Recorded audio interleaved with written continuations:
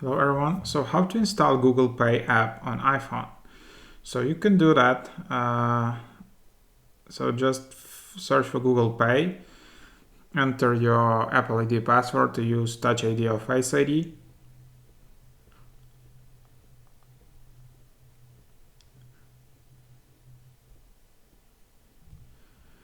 Yep. So that's how it works. You can add your card and you're ready to go. And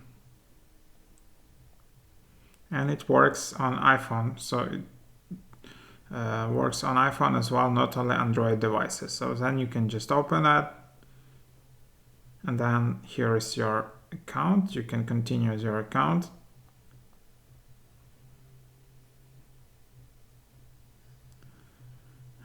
Okay.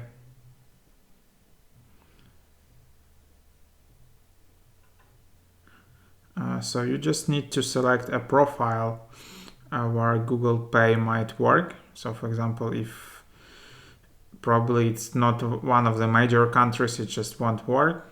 But yeah, if you're using something like which is in US or Europe, it should work. But anyways, that's how you install the app.